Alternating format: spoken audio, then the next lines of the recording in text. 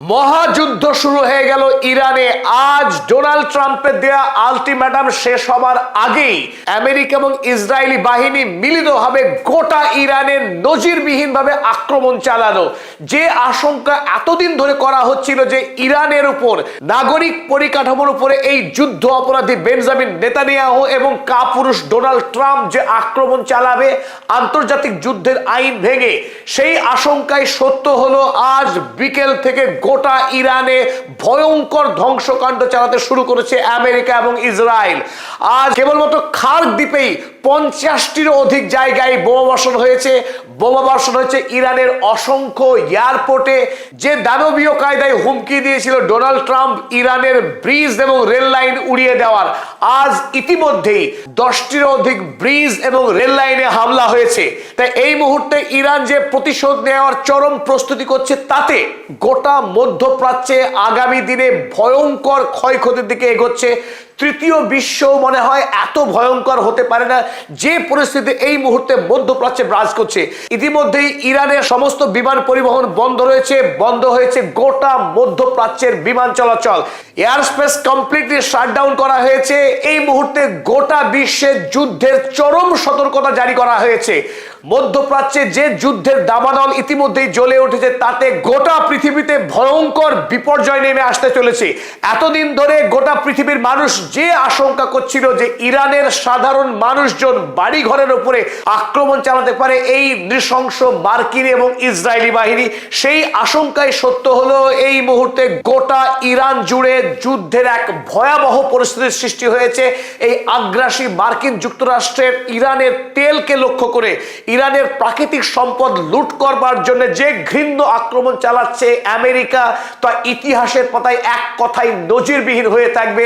Iran জাতি ঐক্যবদ্ধভাবে তাদের দেশের সার্বভৌমত্ব এবং তাদের দেশের প্রাকৃতিক সম্পদকে রক্ষা করার যে মরণপণ লড়াই চালাচ্ছে, সেই লড়াইয়ের উপরে শেষ মুহূর্তে মরণ কামড় বসালো আমেরিকা এবং ইসরায়েল।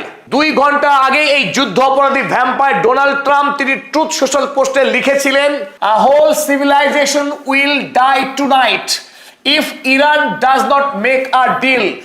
তিনি দাবি করেছিলেন যদি ইরান আমেরিকার চাপিয়ে দেওয়া অন্যায় শর্তে যদি রাজি না হয়, তাহলে ইরানের সভ্যতাকে খুন করা হবে। সেই কথাই তিনি সত্য প্রমাণ করতে মরিয়া। গোটা ইরানের যে নাগরিক পরিকাঠামো, ইরানের ব্রিজ, রেল লাইন এবং এয়ারপোর্টে বেধড়ক বোমাবাজি চালাচ্ছে এই মুহূর্তে এই 2 আগ্রাসী সৈন্যবাহিনী। এই হলো খার্ক আইল্যান্ড, ইরানের সবচাইতে গুরুত্বপূর্ণ দ্বীপ, যে দ্বীপ থেকে ইরান সারা পৃথিবীর বাজারে সর্বাধিক তেল রপ্তানি করে থাকে। কারণ এই খার্ক দ্বীপ হলো প্রাকৃতিক বন্দর, এখানে সবচাইতে বড় বড় জাহাজগুলি অনায়াসে এসে ভিড়তে পারে। আর এই দ্বীপ থেকে ইরান সারা পৃথিবীতে তেল রপ্তানি করে থাকে। আর গোটা ইরানের বিভিন্ন অঞ্চল থেকে পাইপ লাইনে করে এই খার্ক দ্বীপে তেল নিয়ে আসা হয়। আর এখানেই ইরানের সর্ববৃহৎ তেল রিজার্ভার রয়েছে। স্বাভাবিকভাবেই এই খার্ক দ্বীপকে মারাত্মকভাবে সুরক্ষা দেওয়ার চেষ্টা করে ইরান সরকার। এখানে ইরান সারা বছরের জন্য ব্যাপক পরিমাণে সৈন্য মোতায়েন করে রাখে।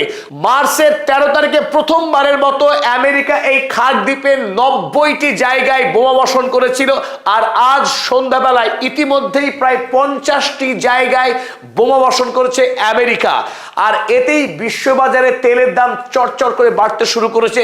যদি এই খার্ক দ্বীপের তেল পরিকাঠামোয় ধ্বংস হয়, আগামী পৃথিবীর অবস্থা ভয়াবহ হবে, তাতে কোনো সন্দেহ নেই। এই খার্ক দ্বীপ ইরানের জন্য তো বডি, গোটা পৃথিবীর জন্য অত্যন্ত গুরুত্বপূর্ণ ক্রুশিয়াল একটা আইল্যান্ড।